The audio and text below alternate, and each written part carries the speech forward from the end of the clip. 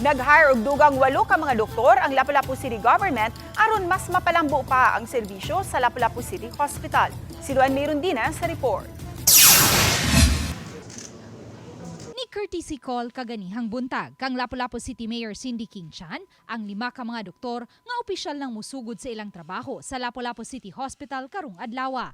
Kini naglakip sa usa ka orthopedic surgeon, usa ka ob-gyn, general practitioner, general surgery ug internal medicine. Niuban kanila ang hospital administrator nga si Dr. Lynart Omnes ug ang chief of clinics nga si Dr. Francis Quirante kuyog ang duha usab ka mga pediatrics nga una nang na-hire sa city government niadto pang buwan sa Abril ug ang usa ka general practitioner nga na-hire niadtong buwan sa Hunyo.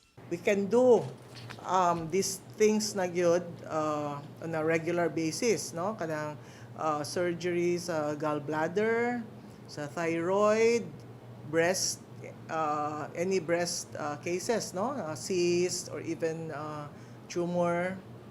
Then appendicitis. Matod sa mayor, buot nilang palambuon pa ang imahe ug serbisyo sa Lapu-Lapu City Hospital. Because we listen also to the feedback sa mga tao na ayaw na mo diha, kay mamatay rata diha, ana bro. I'm telling you, dako na kay tag difference, no? Not only with the building, with the facade, but atong ambulances, daghan na kaayo, di na to sa una na ambulance, pero why gasolina? Samtang gibutyag ni Dr. Lynart Omnes, hospital administrator, nga lakip sa mga bag-ong nahire ang nihulip nga ob-gyn. Sa ob-gyn nga gi-terminate sa serbisyo niadtong buwan sa pebrero, nunot sa reklamo sa usa ka pasyente niini nga usa ka 18 anyos nga inahan nga matod pa napasakitan niya og mga puong. May usa-usab ka anesthesiologist ang wa na gi-renew ang serbisyo. Samtang ang usa ka pediatrics, usa ka general practitioner ug internal medicine parehong nang resign usab sa ilang trabaho. Sagad, medyo taas-taas na ang pangidaron, matod ni Dr. Omnes. And then some of them have other kanang opportunities po. So una, since nakadungog nami nga kuan sa na sila plans, so motong we talk with them and then kato nag-decide mi nga mag-add gid mi og mag-replace po sa ilahang position na po.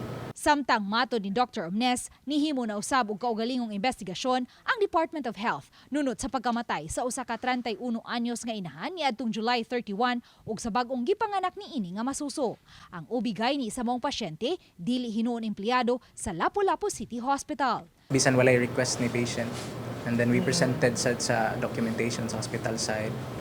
And then I think they will issue a resolution regarding atong case.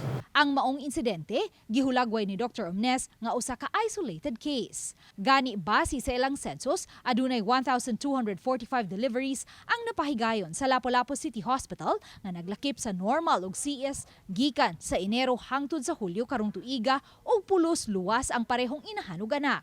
Ang Lapu-Lapu City Hospital, usa ka level 1 hospital nga adunay 50 bed capacity. Apan matod ni Dr. Omnes, 30% sa ilang mga pasyente mga taga Cordova. And we cannot say no. If we are a public hospital. So level 1 hospital ta with a 50 bed capacity pero we cater as much as usahay maabot og 200.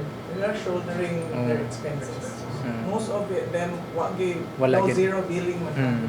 Uban ni Marlon Malgazo, Luan Mayroondina, Balitang Bisdak.